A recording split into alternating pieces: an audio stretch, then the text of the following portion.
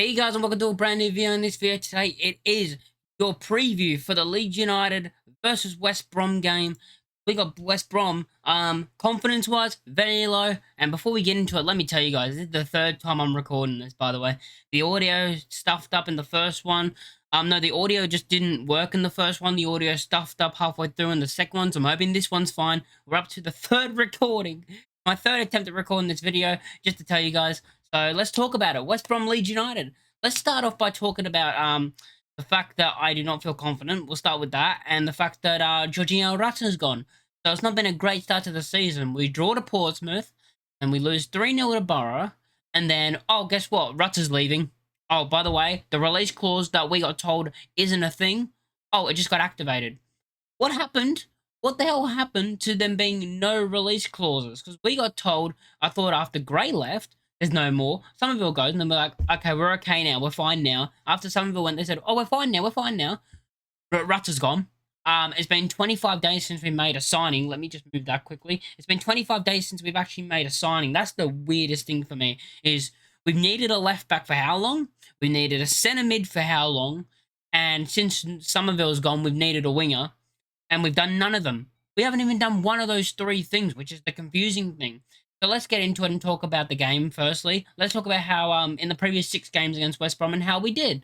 Last season, we didn't get a single win against them. We lost one and we drew one. So they had our number last season, which doesn't look good going into a game where if we don't win, Twitter's going to be in uproar. And yeah, the whole Leeds United fan base is going to be in uproar. The last time we played them was a 1-0 loss.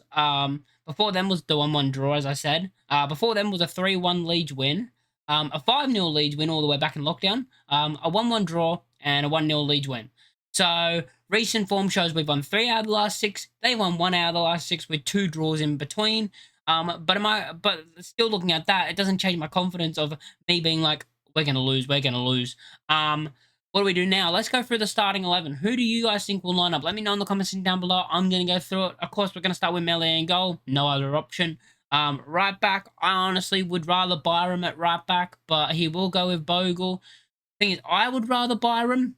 Just the fact of having one defensive fullback and one attacking fullback. I feel like with Bogle and Firpo, it's 2 attacking, and then we get left in behind, especially when there's a counter-attack, because both of our fullbacks are bombed on, and our defense...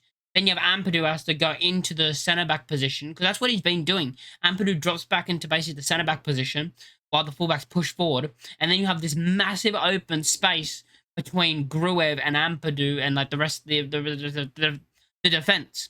You have Gruev, who's the midfielder, yeah? And all they have to do is bypass him. And then there's so much space because Ampadu's dropped all the way back at centre-back, basically. Yeah, so I'm not liking that. Strauch and Rodon will be will be the centre back partnership. Boba made no strengths of saying I should start. You know, he was not great, even though Strauch's just come back from an injury, a long season injury. So I try and when I talk about him, I try and like I give him a leeway because of the fact that he's been out for like almost a season, like how long he was out through that injury, and he's just come back. But Rodon, since we've signed him permanently, his passing's not been great. His passing has been poor. He's given the ball away from his passing a lot. And I've not been confident with Rodon at the back like I was last season. Last season, when we had him on loan, you could question player of the season. You know, you could question up there with player of the season. But this season so far, he's not been great. He's been poor. Firpo at left back, and as I said, we need cover at left back. But the fact that we do really need cover at left back, the fact that Firpo went down in the game against Middlesbrough, and I'm like, oh no, he's injured. I'm happy. Thank God he wasn't injured, but I'm like, oh no, he's injured. We don't have a left back. And then the club go, oh yeah, Rutta's gone, but we haven't tried to sign, we haven't signed a left back, even though you've had, 25 days since the Bogle signing to sign someone. But yeah, that's what I'm more annoyed about. Gruev and Ampadu will be the 2 midfielders, as I said. I don't think Rothwell will start, and I think Gruev will. And then we got our front 4 now. The front 4 we can talk about the front 4, because I'm going to say what I'm going to go with, what I want us to go with, and I'll be happy with us going with this. But then I'm going to also say what I'm pretty sure Fark will go with. I want to see James on the right, Nonto on the left. I want to see Aronson in the middle, and I want to see Joseph up top. Now, what I think Fark's going to do is I think he's going to play James on the left, James on the right, like I said. Nonto on the left, like I said, Joseph up top, like I said, and I think he's going to play Piro in the 10, which, oh my god, if we play Piro in the 10, I know he's got the number 10 shirt, I don't know why, but yeah, I do not want to see him in the 10. Play Aronson, at least he's got a bit of pace and a bit of skill where he can beat a man, and he proved that with his goal on the opening day of the season. He's got it. I'd rather Aronson in the 10 than Piro, please. I mean, West Brom won their first game of the season against QPR in a good performance where they won 3-1. But they did lose to Fleetwood in the Cup, but I'm pretty sure they had a weakened side. I mean, we had a weakened side and we got battered 3-0 by a weakened side of Borough. But you know what I mean? And the confidence in this game is very low. That's why I'm going to with a score prediction of 1-1. It's going to be a draw. You know, I'll take a draw. With the way the week's gone, the Borough smashing, and then losing Rutter, I will take a draw, please. I'll bite your hand off for a draw right now, the way this week's gone. But wouldn't it be so Leeds United for us to be like, everything's against us? The week's been terrible. We've been battered against Borough. We've lost our best creative player. And then all of a sudden, oh, we beat West Brom. Such a Leeds thing to do, though. And just, again, losing our most creative player.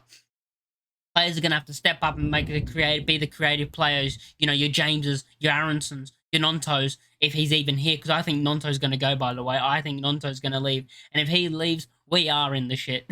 We are completely in the shit. At the moment, based off what's happening, I think we're going to be fighting to make the top 6. I know that might sound completely mad, but I think we're going to be fighting to make the top 6. Now, that can change in a week. Anything can change in a week or 2 weeks because the window's got 2 weeks. So things can change.